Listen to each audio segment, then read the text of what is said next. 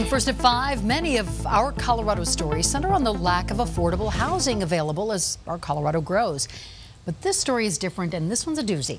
Used needles, human waste behind several Denver homes, and one man says he has had it with homeless people using his alley as a public toilet. And Denver 7 Sally Mamdouh is live in Capitol Hill, where this really is becoming a big problem. Sally?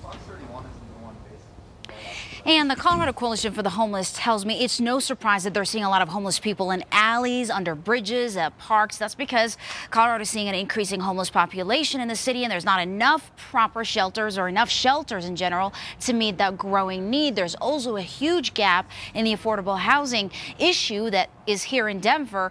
But that's all little consolation to those that live here and have to clean up all of this mess.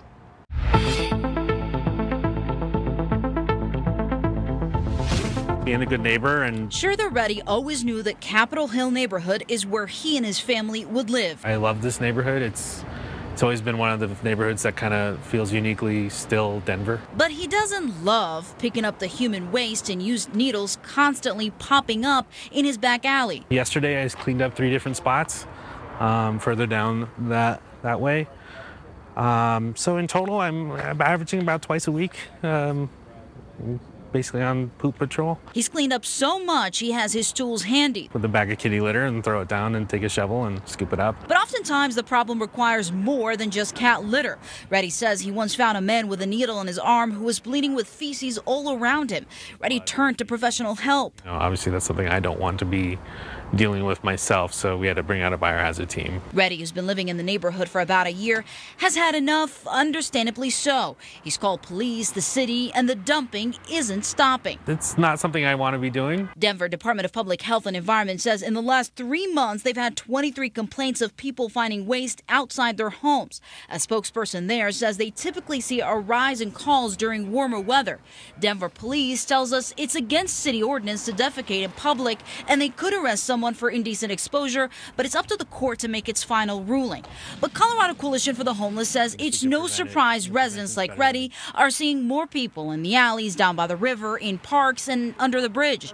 Right now, the coalition is seeing a steady increase in people left without homes. There isn't proper shelters to meet the needs of 11,000 homeless people, many of which have been forced out of homes due to rising rent and property taxes. People are using the alley basically as a toilet, a lot of drug paraphernalia. And until more shelters open, Reddy's doing his part of keeping his growing Colorado how he used to know it. We just want to keep the area clean and sanitary. Now, police plan on sending out homeless outreach groups to this area here to help connect those in need to the right resources. The city also advises against cleaning up any waste. They're asking anyone who needs a cleanup to give the city a call.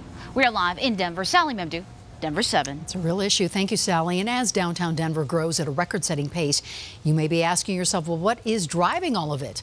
The Downtown Denver Partnership released a new report today, and it shows 23,000 people are living downtown. 133,000 people work in the city. There's also a $2.26 billion in construction going on right now. And the biggest driver for all this growth? The technology industry. Downtown Denver is now home to more than 600 tech businesses, with 265 of them forming in just the last 3 years. So important that everyone understands the momentum behind our startup community, because it truly is a core economic driver of who we are as a city, and most importantly, who we're going to become. Of course, there are different viewpoints with this. Some people see this growth as a great thing for our city, and others just want it to stop. So we want to hear from you. What do you think? What does your Colorado look like? Send us a comment on the Denver Channel Facebook page, or you can email us at ourco@thedenverchannel.com.